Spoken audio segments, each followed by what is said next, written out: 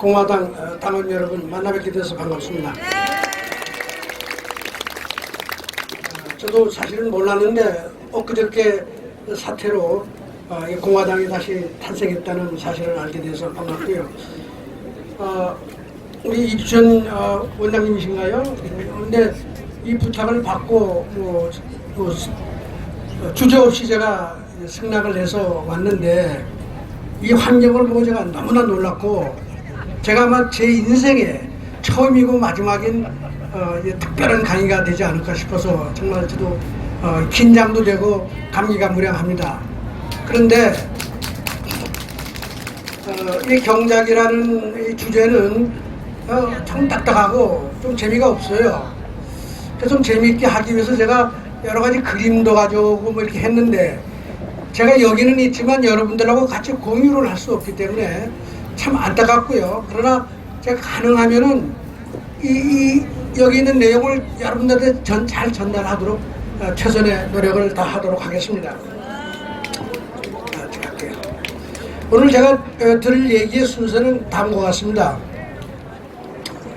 한국 경제 얘기만 하고자 하는 게 아니라 전 세계의 경제가 지금 어디로 가고 있고, 많은 나라가 경제적으로 어려운데 그 원인이 뭔가 하는 것까지 다 여러분들이 소화를 할 수 있으면 좋겠다고 생각해서 그런 얘기를 가지고 먼저 얘기를 시작을 하고요.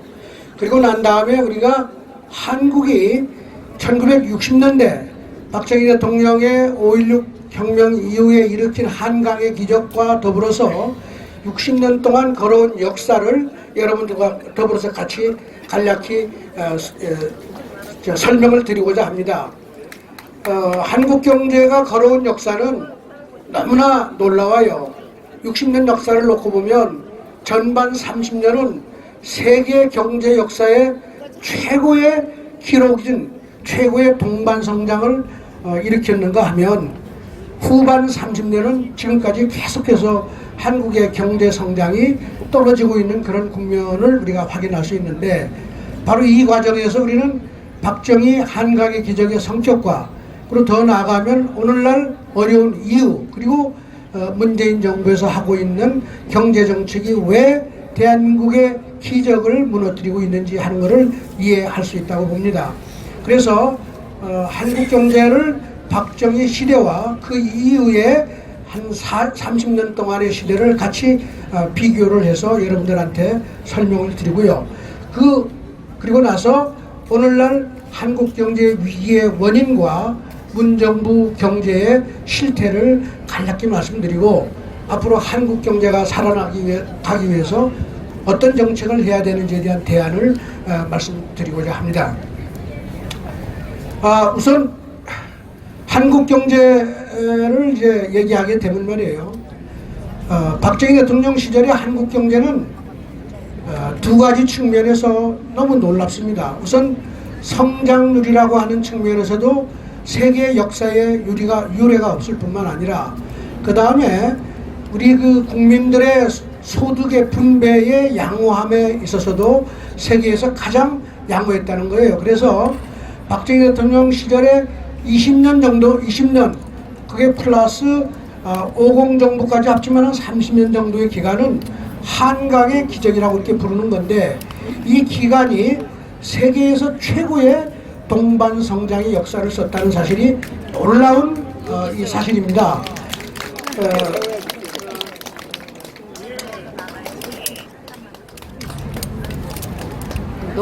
말하자면 오늘날 우리나라 문정부에서 소위 포용 성장이니 혹은 지난 한 수십 년, 한 20년 정도 동반 성장이라고 하는 이름하에 경제 성장도 하고 분배도 개선하겠다고 하는 정책을 많이 추진을 했는데, 사실은 오늘날 한국 경제는 성장률은 떨어지고 분배는 악화되는 아주 어려운 딜레마에 빠져 있는데, 사실은 박정희 대통령 시절에는 이 두 가지 문제를 일거에다 해결을 해서 세계 경제 역사에서 기록을 남겼습니다. 근데 이 특징을 제가 한 가지만 말씀을 드리면, 우리나라는요, 다른 모든 선진국들이 걸어온 길과는 전혀 다른 방식으로 오늘날 1인당 소득 3만 불까지 올라왔는데, 그 특징을 간단하게 말씀드리고자 합니다. 선진국의 경우에는 18세기, 19세기에 후진국, 특히 저개발 국가를 식민지로 개척해서 식민지로 다스려서 식민지의 자원을 착취하고 뭐 국민들을 착취하면서 말하자면 군대를 앞세워 가지고 약자를 착취해서 부를 쌓아 가지고 선진국으로 간 게 거의 예외 없는 선진국들의 경험입니다. 그런데 우리나라는 놀랍게도 식민지를 가지고 있지 않았을 뿐만 아니라 사실은 우리가 일본으로부터 식민을 당한 나라입니다. 이런 나라가 지난 100년 사이에 뭐 한 200년 자본주의 역사에서 이와 같은 나라가 1인당 소득 3만 불까지 올라간 예는 존재하지가 않습니다. 그렇기 때문에 박정희 대통령의 한강의 기적은 설명하기가 아주 어려워요. 경제학은 아직도 박정희 대통령의 경제 성공을 논리적으로 설명하지 못하고 있다는 사실을 여러분들이 알 필요가 있습니다. 그렇게 하고 이 경제 성장의 과정이 참 특이한 것은요, 국내 경제학계는 물론이고 세계 경제학계, 세계의 그 경제를 연구하는 모든 연구기관에서 더 나아가면 미국 정부까지 하지 말라고 하는 것을 열심히 해서 성공을 한 거예요. 우리 박정희 대통령님은 나름대로 경제의 발전을 위해서 뭐를 한다고 하는 그 아젠다를 정해놓고 그걸 추진하는데 주류 경제학, 이 경제학의 주류는 그걸 하면 안 된다는 얘기를 꾸준히 했던 거죠. 그럼 미국과 같은 나라에서는 박정희를 만날 때마다 그거 하면 안 된다. 예를 들면 뭐 포항제철 그거 하지 마라. 뭐 중화공업 하지 마라. 그럼 박정희 대통령은 아이고 알았어요. 그리고 와서는 또 야금야금 또 그걸 하는 거죠. 그러니까 그 당시에 이룬 성과가 경제학 교과서에 있는 방식대로 해서 된 게 아니기 때문에 지금 전 세계가 아주 이 박정희 대통령 시대를 이해하는데 아주 어려움을 겪고 있는 것입니다. 그렇기 때문에 우리 대한민국 국민들은 박정희 시대를 제대로 이해하고 그 당시에 그 기적의 요인을 제대로 이해하면 오늘날 우리가 부딪히고 있는 경제 문제를 일거에 해결할 수 있다. 제가 그런 주장을 합니다. 그리고 그래서 이게 얘기를 하다 보면 이제 또 잊어버리고 시간이 바쁘면 또 놓칠 것 같아서 제가 먼저 답을 드리고 갈게요. 박정희 대통령은 후진국 착취도 없고 식민지 착취도 없고 무에서 출발해서 세계 10위 안의 강국으로 경제 강국으로 성장을 했는데 그 비법이 무엇이었냐는 것을 딱 한두 마디로 정리를 해서 한 다음에 제가 상세한 얘기를 드리도록 하겠습니다. 박정희 대통령은 기업을 키워서 기업을 통해서 부국을 만들고 그 기업들이 전 세계 경제 영토를 늘려서 세계 10위 안에 이 강국으로 이제 올라갔죠. 이 기업을 일으키고 기업을 성장시키고 기업을 육성하는 데 있어서는 대한민국만큼 한 나라가 지구상에 존재하지가 않는다. 오늘날 이 정부에서는 대한민국의 재벌을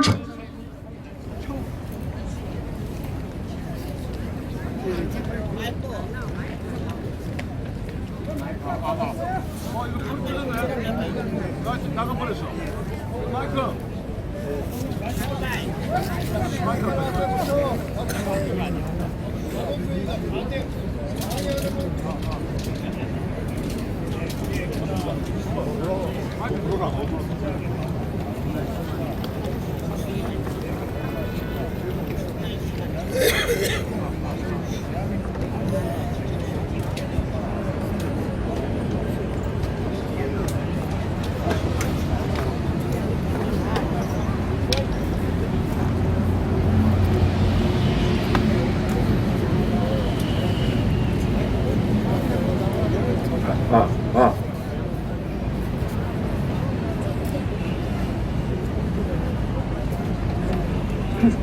됩니까? 이거 되나요? 성능이 많이 떨어지는 거예요. 다만 그래서 이제 모두의 결론 삼아서 말씀을 드리면 자본주의 경제가 발전하려면 기업이 성장하지 않고는 가능하지 않다는 사실을 여러분이 염두에 두셔야 되고, 그런 관점에서 보면 지금 현재 대한민국 정부가 하고 있는 정책을 경제를 죽이는 정책을 하고 있다는 판단은 결론을 내릴 수가 있습니다. 지금 정부에서 우리 정부에 있는 관리들이 특히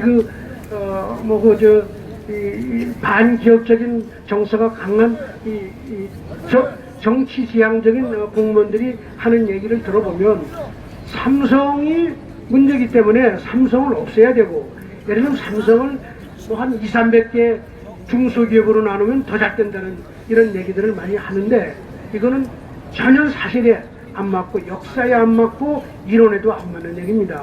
그런 의미에서 보면은 지금 현재 정부는 한국 경제, 한강의 기적을 무너뜨리는 일을 하고 있는 것이고, 한국 경제를 살려내려면 어떻게 해야 되느냐? 아니면 선이 어디 끊어진 거 삼성을 10개 더 만들고, LG를 10개 더 만들고, 대한민국 대기업을 각각 한 10개씩만 더 만들면 우리가 갖고 있는 모든 경제 문제가 일거에 해결할 수 있다 하는 결론에 도달할 수 있는 것입니다. 자, 이 정도 말씀을 드리고, 그 다음은 제가 전 세계 경제 역사에 대해서 간략히 말씀을 드리겠습니다. 지난 60년 동안 특히 2차 세계대전 이후에 전 세계 경제가 걸어온 과정을 간단하게 말씀을 드리면, 2차 세계대전 이후에 전 세계는 공산권과 자본주의권으로 분리가 됐습니다. 소련을 중심으로 한 공산주의권은 어떤 주장을 하는 체제냐 하면은 경제적으로 모두 평등한 사회를 만들겠다는 이념을 가지고 자본주의적인 기업을 전부 다 국유화해서 공산당이 관리하고 모든 국민들한테 소득을 똑같이 만들어주겠다는 그 정책을 추진한 게 공산주의 국가들입니다. 그러면서 이 사람들은 끝없이 무슨 얘기를 했냐? 자본주의라고 하는 사회는 기본적으로 모순된 사회다. 왜 그러냐? 자본주의 사회에서는 잘 사는 사람이 있고 못 사는 사람이 있어서 대단히 불평등한 사회다. 이런 얘기예요. 이런 사회를 우리는 청산하기 위해서 노동자 혁명을 통해서 사회주의로 바꿨다. 그러면서 자본주의는 모순된, 말하자면 노동자와 기업 간의, 노동자와 자본 간의 계급투쟁이라든가 부자와 가난한 사람 간의 계급투쟁이라든가 이런 과정을 통해서 경제적으로 불평등한 사회를 만들어내는 잘못된 사회이기 때문에 우리가 이 자본주의 사회를 공산주의 사회로 바꿔야 된다는 주장을 계속하는 거예요. 근데 사실은 자본주의 사회라는 건 기본적으로 불평등을 전제로 하는 사회입니다. 그 불평등이라는 게 뭐 대단한 게 아니라 잘하는 사람과 못하는 사람이 있을 수 있는 것이고, 성과에 따라서 소득의 차이가 있기 때문에 세상에는 다름이 있는 거예요. 절대 모든 사람이 소득을 같이 갖는 사회는 존재할 수가 없는 것입니다. 그러니까 세상의 이치는 다른 건 다르게 봐야 되는 것이고, 열심히 노력하는 사람과 그렇지 않은 사람이 차등이 생겨야 사람들이 열심히 노력할 동기가 부여되는 것이죠. 이게 자본주의의 본질임에도 불구하고 미국, 영국, 유럽의 선진국들을 비롯한 자본주의 국가는 공산주의 국가의 이 비판에 대해서 어떻게 대응을 했느냐? 이게 놀라운 일입니다. 그 당시에 2차 세계대전 이후에 많은 식민지 국가들이 독립을 해가지고 새로운 민주주의 체제로 바꾸기도 하고, 물론 이제 독재 체제에서 독립하기도 했는데, 이런 나라들이 독립을 하면서 끝없이 사회주의, 공산주의 이념에 현혹이 돼가지고 너도 나도 사회주의를 하는 거예요. 그 자본주의 입장에서 보면 이게 세계가 반으로 쪼개져 있는데, 이게 자칫하면 전부 다 자본주의 사회가 공산주의 사회로 편입될 가능성이 있으니 이거 어떡할 거냐? 그래서 자본주의 국가가 내건 체제가 뭐냐? 수정 자본주의, 자본주의를 바꾸자 하는 수정 자본주의, 혹은 다른 말로 표현하면 혼합 경제다. 혼합 경제라는 건 자본주의와 사회주의를 좀 합치자 이런 거예요. 그래가지고 그놈의 공산주의자들이 얘기하는 자본주의의 불평등을 좀 완화시키면 우리가 그 비판에서 자유로울 수 있지 않겠느냐 하는 생각을 해가지고 자본주의 사회에 사회주의적인 제도를 많이 도입을 하게 된 것입니다. 근데 영국이나 미국은 수정자본주의 혼합경제라는 체제를 유지해서 이렇게 갔지만, 서구 유럽의 대륙국가, 불란서라든가 독일이라든가 아시죠? 뭐 이태리라든가 북부 이런 나라들, 유럽의 선진국들은 아예 대놓고 사회주의를 하겠다고 선언을 했어요. 그런 사회주의를 하는데 그 방식이 노동자의 폭력 혁명을 통해서 하는 게 아니라 민주주의적인 방식으로 투표를 통해서 사회주의를 하겠다 이런 거예요. 그래서 그 체제를 뭐라고 부르느냐? 수정 자본주의라고 부릅니다. 이렇게 보면 지난 60년 역사를 통해서 보면 2차 세계대전 이후에 전 세계가 자본주의 국가도 사회주의 체제를 받아들이고 일부 사회주의 공산주의는 그들의 원래 체제를 가지고 왔던 것이죠. 그런데 공산주의 체제는 여러분 아시겠지만 1980년대 말서부터 하나 둘 무너지기 시작해서 다 무너졌습니다. 이 나라들이 자본주의 체제로 다 편입이 됐지만은 아직도 생각과 정책은 사회주의 정책과 크게 다르지 않아요. 그럼 결과적으로 전 세계는 어떤 모양이냐? 전 세계는 기존의 자본주의 국가나 공산주의 사회주의에서 체제 전환한 국가나 거의 대부분이 사회주의적인 이념을 받아들이고 경제정책을 하고 있다는 거예요. 무슨 말씀이냐? 가능하면 정부가 세금을 부자인 사람으로부터 세금을 가능한 많이 받아서 가난한 사람한테 다시 그걸 나눠주면은 소득이 보다 평등한 사회가 될 수 있다. 그래서 소위 이거를 재분배 정책이라는 거예요. 사회복지제도를 도입하고 여러 가지 방식을 통해서 국민들이 말하자면 국민들 간의 경제적인 불평등을 줄이기 위한 정책을 계속 하고 있다는 것이죠. 그런데 놀라운 것은 60년 동안 이런 정책을 하고 났는데 선진국을 포함한 전 세계가 지금 어떤 상황에 봉착하고 있느냐? 성장을 계속하면서 분배까지 개선하겠다고 국민을 현혹한 것입니다.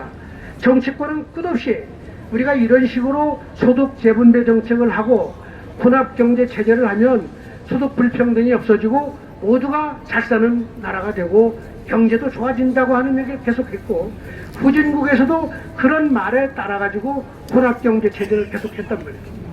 근데 오늘 전 세계를 한마디로 말씀을 드리면 성장률이 다 떨어져서 선진국 중에 미국을 빼놓고 1% 이상을 성장하는 나라가 없습니다. 근데 그동안에 이런 나라들이 정치권에서 말이에요. 경제 성장을 1%까지 낮추겠다고 얘기한 나라가 하나도 없어. 성장을 잘하겠다고 다 얘기해요. 그 소득 분배를 개선하겠다고 그랬는데 소득 분배는 더 나빠졌어요. 그래서 이 현상을 뭐라고 부르냐? 양극화라고 부르는 거예요. 오늘 전 세계를 보면 저성장과 양극화가 선진국의 보편적인 현상입니다. 그리고 후진국도 거의 대부분의 나라들이 1인당 소득 10,000불을 넘어서 살기 좋은 나라를 이룬 나라는 한국밖에 없는 거예요. 그럼 전 세계에 어떤 상태에 있느냐? 소득은 증가하지 않고 소득 분배는 더 악화되는 아주 말하자면 아주 어려운 상황에 봉착되어 있는데 흥미로운 것은 어느 나라도 이런 결과를 만들어내겠다고 얘기한 나라고 어느 정책도 이런 결과를 만들어내겠다고 한 정책이 없어요. 결과적으로 나타난 결과는 우리가 기대했거나 추구했던 것과 정반대의 결과를 가지고 온 것이죠. 그러고 보면은 지금 전 세계가 다 어려운데 답을 찾지 못하고 있어요. 왜 그러냐면 우리가 원하지도 않았고 하고자 하지도 않았던 결과가 나타나니까 경제학계에서 아무런 답을 내지 못하는 거예요. 정치인들은 어떡하냐? 정치인들은 그러나 계속해서 부자로부터 대기업으로부터 세금 많이 받아가지고 가난한 사람 나눠주고 중소기업 도와주고 이렇게 하면은 모든 사회가 좀 더 평등하게 되지 않겠느냐 하는 주장만 계속하고 있지 성장은 어떻게 올리냐? 답이 없어요. 분배는 어떻게 개선하느냐? 아직도 답이 없다. 전 세계가 지금 대단히 어려운 딜레마에 빠져 있는데 답을 찾지 못하고 있어요. 근데 제가 오늘 앞으로 할 얘기는 그 답이 바로 박정희 시대의 성공 역사에 있다 이런 얘기예요. 자, 그럼 또 한국 경제 얘기를 간단히 할게요. 지난 60년 역사를 놓고 보면요. 전반 30년입니다. 박정희 대통령의 집권 이후에 돌아가시고 나서 그다음 오공 정부가 끝나는 87년 체제라고 부르죠. 여러분 87 체제까지 30년 기간은 연평균 9%가 넘는 성장을 했어요. 세계 최고야. 물론 그 당시엔 최고였지만 최근에 중국이 거의 10% 같은 가까운 성장을 30년 동안 했기 때문에 성장률로 따지면 중국한테는 우리가 떨어져요. 중국이 우리를 추월한 셈이죠.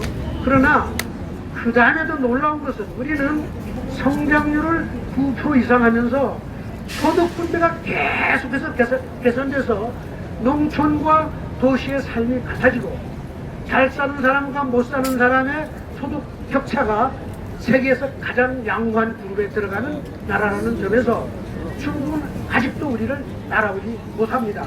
중국은 성장률은 높게 유지했지만 소득 분배는 너무 나빠가지고 오늘날 세계 최악의 소득 분배를 만들었기 때문에 우리나라하고 비교할 격이 아니다 이런 얘기예요. 맞습니다. 네.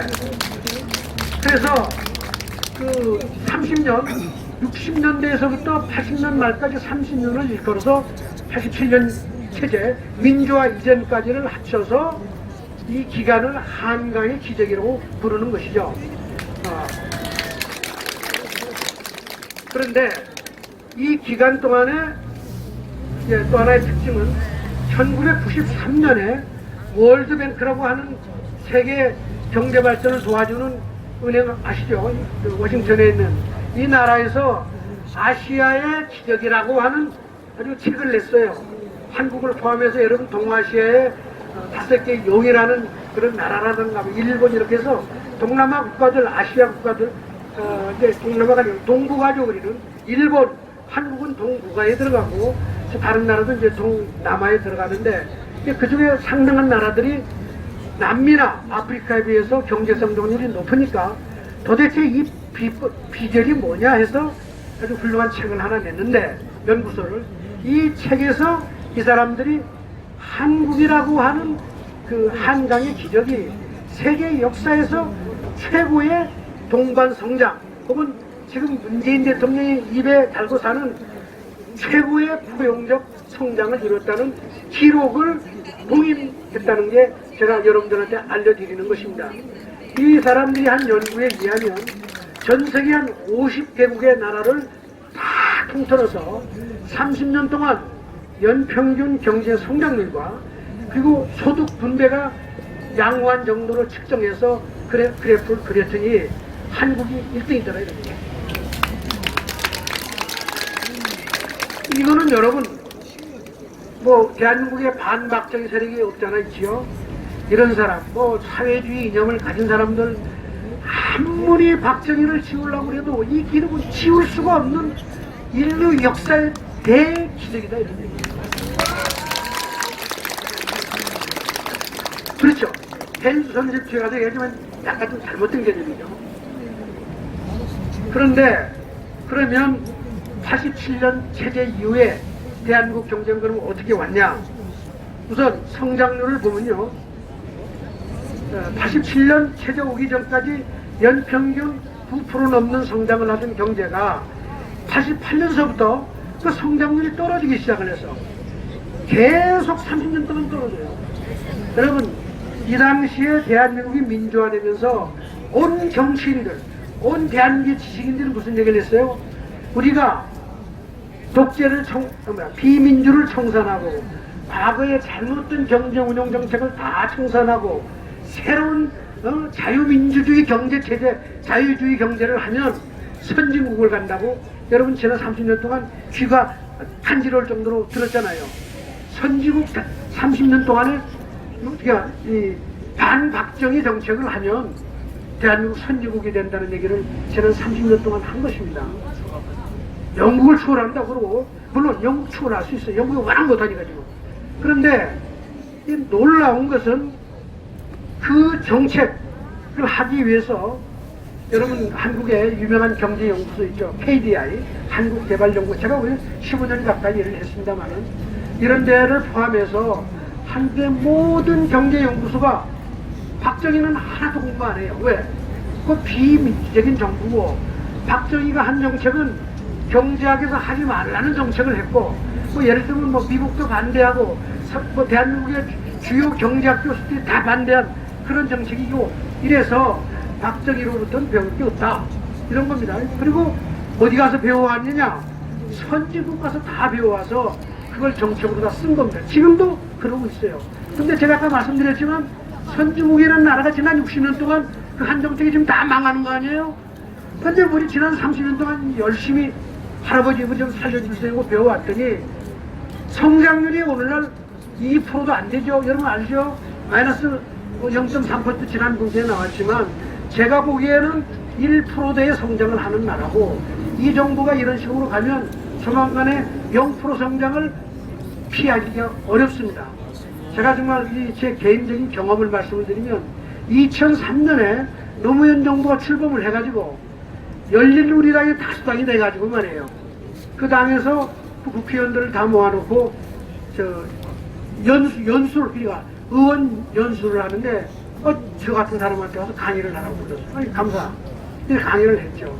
그 강의를 하면서 여러분 제가 보기에 여러분들이 내건 정책을 하면 대한민국 조만간에 망한다. 0% 성장을 한다. 제가 2003년에 얘기를 했습니다. 제가 이런 얘기를 했더니 저희가 유시민 의원이라든가 뭐 이상한 사람들이 나와가지고 뭐 제가 그랬어요. 여러분들이 무슨 얘기를 해도 내가 말하는 건 반드시 지켜질 것이다. 역사가 이미 그 추세를 다 말해주고 있는 것이고 87년 이후에 대한민국은 계속 나빠지고 있는데 정책을 제가 말씀을 드리겠지만 여러분들 노무현 정부가 내건 이 정책은 바로 그 정책을 더 강화하는 거기 때문에 경제를 절대 더 좋아지게 할 수가 없다. 제가 그런 주장을 해서 지금 동영상이 나와 있습니다. 그리고 사실은 정말 안타까운 것은 그 이후에 이명박 정부, 여러분들이 존경에 맞이하는 박근혜 정부까지 마저도 그 지난 30년 동안의 대한민국 경제 정책 그 패턴, 그 길을, 그 추세를 다 그냥 밟아왔다 이런 얘기예요. 말하자면 죄송합니다. 이거 우리가 교훈을 삼아야 돼요.